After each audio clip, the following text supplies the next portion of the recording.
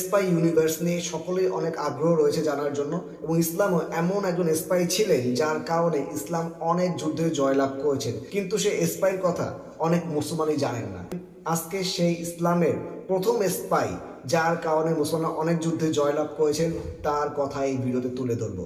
ইসলামের প্রথম secret agent যার সিক্রেট ইনফরমেশনের মাধ্যমে মদিনার রিয়াসাত তাদের ফয়সালা নিত। তিনি এত ভয়ঙ্কর একজন স্পাই ছিলেন যে অনেক মুসলমান জানতো না যে কে এই এজেন্ট, কে এই স্পাই।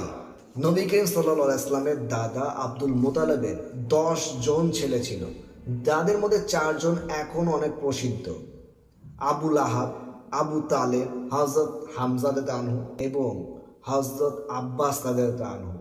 যখনই নবী করিম সাল্লাল্লাহু আলাইহি ওয়াসাল্লাম মক্কায় নিজের নবুয়তের ঘোষণা দিলেন, তখন মক্কার যত উপস্থ লিডার ছিলেন তারা সকলেই নবী সাল্লাল্লাহু আলাইহি ওয়াসাল্লামের বিরোধিতা করা শুরু করলো। কিন্তু তার এই শত্রুদের মধ্যে সবচেয়ে ইম্পর্টেন্ট শত্রু ছিল তার আপন চাচা আবু লাহাব, যিনি কিনা নবী সাল্লাল্লাহু আলাইহি ওয়াসাল্লামকে সবচেয়ে বেশি কষ্ট দিয়েছেন।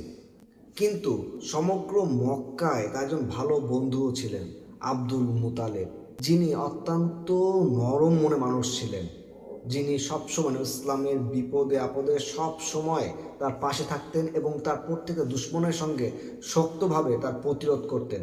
নবী ইসলামের প্রথম চাচা যিনি ইসলাম গ্রহণ করেছেন তিনি হচ্ছিলেন হযরত হামজা রাদিয়াল্লাহু আনহু, যিনি নিজে একজন অনেক বড় বাহাদুর ছিলেন এবং একজন ভালো যোদ্ধা ছিলেন। এখন বাকি ছিল শুধু একজন চাচা, হযরত আব্বাস রাদিয়াল্লাহু আনহু, যিনি আরবের একজন বড় ব্যবসায়ী ছিল এবং তিনি অনেক জ্ঞানের মানুষ ছিলেন, তীক্ষ্ণ ব্রেনের একজন মানুষ ছিলেন। তিনি গোপনে গোপনে নবী ইসলামকে সাহায্য করতেন, কিন্তু সকলের সামনে চুপ থাকতেন। যখনই আবু তালেব দুনিয়া থেকে চলে গেলেন, তখন মক্কায় থাকাটা নবী সাল্লাল্লাহু আলাইহি ওয়াসাল্লামের জন্য অনেকটাই ইম্পসিবল হয়ে গিয়েছিল। কেননা যিনি এতদিন নবী সাল্লামকে সব বিষয়ে সাপোর্ট দিয়েছেন, সকল শত্রুর মোকাবেলা করেছেন, যখনই এই লোকটা দুনিয়া থেকে চলে গেলেন তখন নবী সাল্লামের জন্য মক্কায় থাকাটা ইম্পসিবল হয়ে গেল। তখন নবী সাল্লাল্লাহু আলাইহি ওয়াসাল্লাম তার সাহাবীদের বললেন, তোমরা আরবের থেকে অন্য কোথাও হিজরত করো। তখন অনেক সাহাবী বিভিন্ন জায়গায় হিজরত করা শুরু করলেন এবং নবী সাল্লাল্লাহু আলাইহি ওয়াসাল্লামও তায়েফের দিকে রওনা হলেন। কিন্তু তায়েফে যাওয়ার পর কি হয়েছিল, ইসলামের সঙ্গে কি ঘটেছিল তায়েফে, সেটা আমরা সকলেই জানি। তখন তিনি তায়েফ থেকে আবার মক্কায় প্রত্যাবর্তন করলেন, মক্কায় ফিরে আসলেন। তখন মক্কার লোকরা ভাবতেছিলেন এখন আর নবী ইসলামের কোনো উপায় নেই।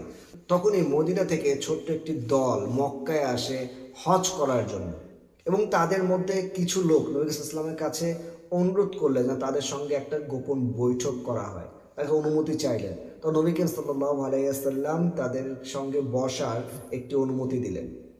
যখনই আরবের সমস্ত লোক ঘুমিয়েছিল গভীর রাতে অন্ধকারে, তখন মদিনা থেকে আসা 73 জন পুরুষ এবং 2 জন নারী সেই নির্ধারিত স্থানে উপস্থিত হলেন পাহাড়ের উপরে, এবং তা দেখতে পেলেন অপর দিক থেকে মাত্র 2 জন ব্যক্তি তাদের দিকে অগ্রসর হচ্ছে।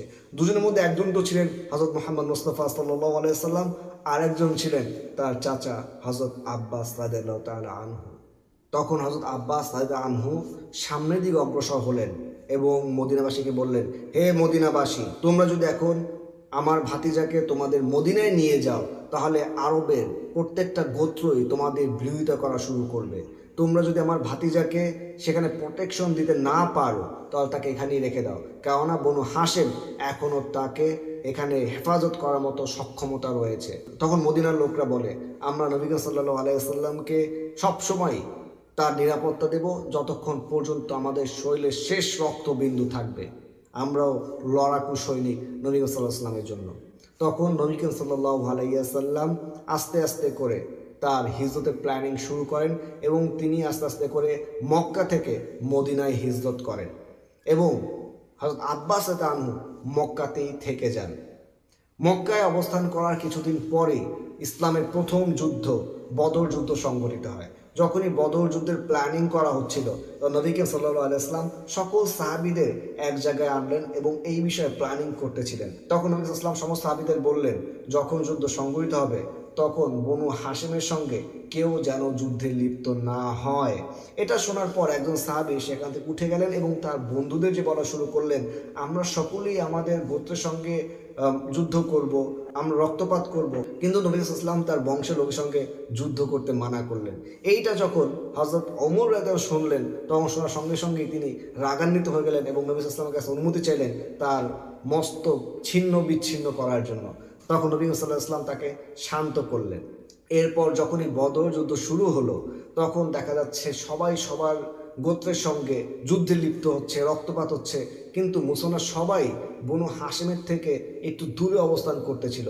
খুবই তাদের কাছে কেউ যাচ্ছিল না। খুবই টেকনিক্যালি সেখানে বনু হাশেমের থেকে দূরত্ব বজায় রেখে যুদ্ধ শেষ করলো এবং এই যুদ্ধে মুসলমানদের বিজয় হয়। নবী সাল্লাল্লাহু আলাইহি ওয়াসাল্লাম যখন যুদ্ধে জয়লাভ করলেন, তখন মক্কাবাসীদের যখনই গ্রেফতার করা হলো, আটক করা হলো, তাদেরকে বলা হলো তোমরা মুক্তিপণ দিয়ে তোমরা ছাড়া পেতে পারো।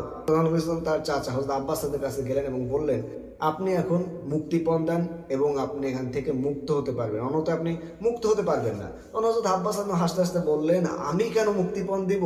আমি তো অনেক আগেই ইসলাম ধর্ম গ্রহণ করেছি, আমি মুসলিম। তখন নবী সাল্লাল্লাহু বললেন, আপনি ইসলাম ধর্ম গ্রহণ করেছেন, এর ফল আল্লাহ আপনাকে দিবে, কিন্তু আপনাকে এখন এখানে মুক্তিপণ দিতে হবে। শুধু আপনি নয়, আপনার সঙ্গে আরও যে দুজন রয়েছে তাদের মুক্তিপণ আপনাকেই দিতে হবে।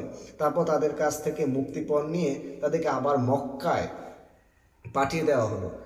এই যে 2 বছর আগে যখন মক্কা থেকে মদিনায় নবী ইসলাম হিজরত করলেন, সেখান থেকে আব্বাস রেখে আসছিলেন, তখন এই মক্কার সমস্ত ইনফরমেশন মক্কা থেকে নবী সাল্লাল্লাহু পাঠাতেন এবং সেই অনুযায়ী মুসলমান তাদের টিম গঠন করত। এই জন্যই নবী ইসলাম চাননি যে এই যুদ্ধে যেন তার সেই গোপন সিক্রেট এজেন্ট ধরা পড়ে যায় কিংবা নিহত হয়। সেই জন্য তিনি মূলত বলেছিলেন যে মক্কায় যেন তার বনু হাশেম গোত্রের উপর কেউ আক্রমণ না করে। যেহেতু হযরত আব্বাস একজন ব্যবসায়ী ছিলেন এবং তিনি অনেক বুদ্ধিমান ব্যক্তি ছিলেন, তাই মক্কার সমস্ত লোকের ছোট থেকে ছোট ইনফরমেশনও তার কাছে থাকতো এবং সেটাই তিনি নবী করিম সাল্লাল্লাহু আলাইহি ওয়াসাল্লামকে জানিয়ে দিতেন, যার পরিপ্রেক্ষিতে সবসময় নবী করিম সাল্লাল্লাহু আলাইহি ওয়াসাল্লাম মক্কাবাসীদের থেকে এক কদম আগে ছিলেন। তিনিই ছিলেন ইসলামের প্রথম স্পাই এজেন্ট হযরত আব্বাস রাদিয়াল্লাহু তাআলা আনহু।